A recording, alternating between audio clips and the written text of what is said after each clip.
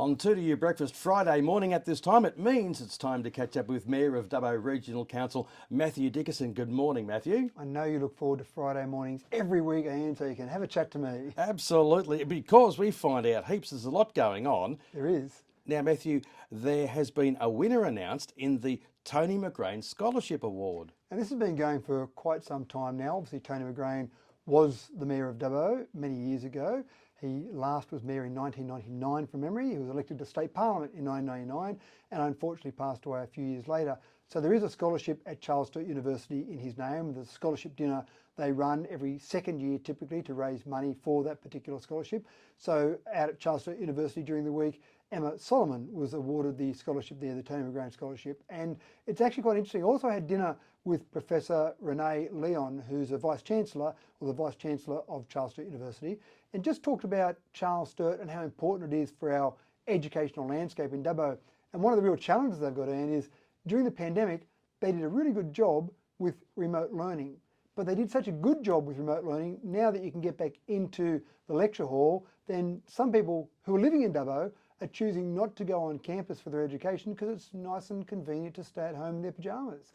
So that's a real challenge for them to try and get people back onto campus. Absolutely is there. But as far as the McGrain Scholarship goes, what does that now allow Emma to do? Have money. Oh. It's all about the money. So it's basically an award to help people with their education. There's a process that Charles Sturt goes through. They've got a range of different scholarships. There's also a Dubbo Regional Council scholarship that we give out, that we contribute money to. Ironically, this year that was awarded at a ceremony in Wagga. So it just so happened that the winner of that award was down at the Wagga campus and they were doing an award ceremony there, so it made more sense to do it down there. The Tony McGrain one was done here though. So basically that just gives Emma money and that just helps with her education. We wish her well in that, and congratulations there, and allow her to, as you said, further her studies. Now there's an optimisation study underway regarding the John Gilbert water treatment plant. One of the things that's really important is that we don't just look to what we can do in the community today, but look what we can do tomorrow and years, decades into the future. Now the John Gilbert water treatment plant that's in there now, I remember the discussion we had with that the last time we did an upgrade, which was back in 2006. And we spent some $20 odd million, I'd have to look up exactly, but it was over $20 million and doing an upgrade. And we said this was an upgrade to take us 30 years down the track and basically set us up for a population of 55,000. Now, we're at 55,000 already, but that's with an amalgamation, so that water treatment plant doesn't need to do that for all of that, but we're getting close to the 20-year mark for that particular water treatment plant. So in 10 years' time-ish, we'll probably need to do something fairly major with that water treatment plant. So we're looking at an optimisation study now to see what's the best way to look at the long-term future of that plant, but maybe it's not about upgrading that plant, because now we've got a water treatment plant in Wellington, we've got a very small one in Geary, we've got one here in Dubbo, and the Dubbo one provides water not just for Dubbo City, but it has a pipeline out to Ongarb and a pipeline out to Umundry. So maybe the best way to do water treatment for this LGA in a decade's time, say when we do an upgrade, is to have one major water treatment plant for the whole LGA that sends water to Wellington and to Geary and to the other places that already have water now, and of course to Dubbo. Is that the best? I don't know. Is just upgrading what we've got there the best? What type of water treatment plant should we have? All of these things are decisions that will be made down the track, but it's a good time to look at that now when it's not urgent. We're not about to upgrade it tomorrow, so an optimisation study really looks at that. Keep in mind, not only do we have those issues that I talked about there, but our growing population, they expect water, and we've also seen over the last 12 months, sometimes the environment, the climate we have, throws some things at us and we've got to be able to handle those in our water treatment. That's not going to go away. Those extremes in weather are going to be worse, both with drought and with extreme wet weather events. So we need to make sure we've got the best possible facility going forward. This is a proactive optimisation study. Is there a cut-off date as to when it needs to be completed by? Well, obviously it's something you don't want to drag on forever. We've got consultants involved now. They're going through looking at all of that. And again, it probably won't be upgraded for another 10 years or so. So again, there's not an urgency about it, but it's not something you want to leave going forever. One of the things that we'll do as we do that is that the water fund of council, people pay to use water, and the water fund has to be kept separate to the general revenue of council. So any money we generate in water has to be spent in water, but we might, for example, come up with a solution after this optimisation study that might need some external funding from government, from federal or state government, probably more likely state, but that might be an opportunity to say, in 10 years' time we need to do something, so let's start looking for grants now so that we're confident we'll be able to get them over that time frame. Now also Dubbo's involved in the Transport for New South Wales 16 regional cities bus services and improvement program. Well, we're involved-ish, and this is an interesting one. When state government does things sometimes, they don't ask council, they don't consult council, they tell council. And this one's probably been a little bit harsh on Transport for New South Wales here, because this is something that they said that they wanted to do across 16 cities across the state to improve public transport, because it's probably fair to say, Ian, that if you're in Dubbo, you mainly use a car, you might walk sometimes, but not a lot of people use public transport. And I've been out the front of Coles, for example, Dubbo Square, and I've seen the bus pull up and I see 2 or 3 people on the bus. It's not used extensively. So Transport for New South Wales has got a plan to have more bus services. They're funding them all, more bus services, more options, more routes, but of course that involves more bus stops. And some of these bus stops are in residential areas, and I've had phone calls from people already who aren't happy about a bus stop being put in front of their place for a couple of reasons. One of the main reasons is there's an exclusion zone with the bus stop, both before and after the bus stop, so the bus can pull in and stop, and that means no one can park in that exclusion zone all day, all night. So friends come around to visit, don't park at the front of my place because there's a bus stop there. Go to the neighbour's place and annoy them and park in front of their place. So that's a bit of the challenge that some of these people have got. The whole program sounds like a good idea. It actually came to our standing committee meetings last night, and it's really for notation. Even though the wording of the recommendation says that we give permission for them to do it, the reality is we can't say no to the state government. They outrank us. So we've just got to go along for the ride. And our residents that might be affected by this, there are some contact details on letters they would receive to contact Transport for New South Wales if they've got concerns. Okay, now there's also been a tender submitted for New South Wales Touch Junior State Cup for the next 3 years. Is that about hosting that? Correct, and you'll remember in February this year we had the New South Wales Junior State Cup for the Northern Conference, and a fantastic success. Maybe 7,000 people here in Dubbo over those 3 days, spent millions of dollars in the economy, and it really showed off Dubbo. In fact, when I was down there talking to some of the competitors, some of the parents, coaches, etc., they were saying, wow, these fields are fantastic. Who did you get in to do them?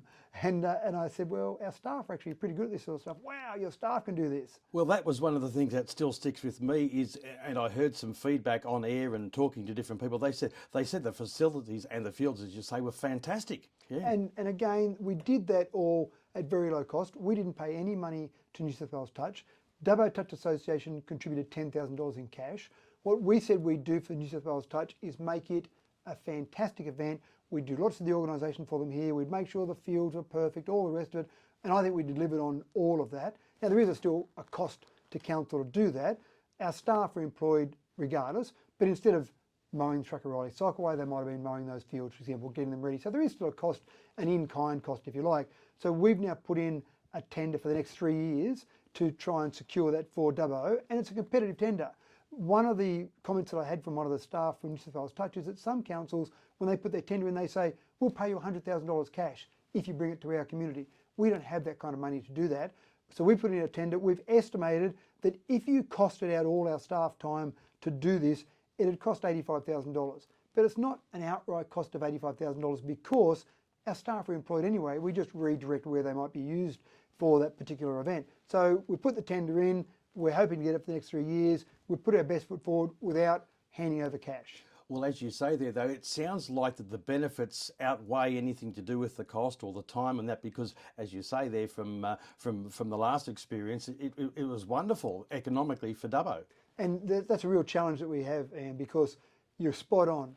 Hotels, hospitality, cafes, pubs, all of those things got huge benefits out of all those people being in Dubbo, but council doesn't get any dollars back. So I've taken some of your ratepayer money and I've contributed in kind to hosting an event that was great for the economy of Dubbo, but council didn't actually get to put anything back on the bottom line. So it is good for the community, which is what council's here for after all, but we don't get a direct return on that investment. But businesses are ratepayers, so they should be benefiting as a result, as you say, the motels, hospitality, that sort of thing. Yeah, and that's spot on. One of the challenges I always have is when a pensioner ratepayer gives me some money, and as in pays rates, doesn't give me personally money, but it pays some rates.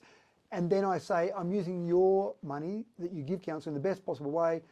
That pensioner says, well, you paid some money for New South Wales Touch Tournament. I didn't get anything out of that. How does that benefit me as a ratepayer? So you've got to weigh up all of these different things. It's got to be for the overall public interest, and that's the challenge we always have. I think everyone benefits from the amenity of having a thriving community, thriving businesses, and what we have in this city. You're doing my job for me. Thanks, Iain. So you're right, but they are spot on. So you've always got to weigh up that, the cost, the benefit to the community, the benefit to individual ratepayers. It's always just trying to marry that up for the best possible outcome. Now, also on the subject of sport and great events coming to town, Bowls New South Wales are looking to bring the state championships to Dubbo for 2024, 26 and 28. And that was a really interesting discussion last night at the meeting, because this one is one where they just want cash. They want cold hard cash. They want $25,000 cash. And so our initial reaction, or councils if you like, the initial reaction is paying money out to get a tournament here. We've got great facilities here.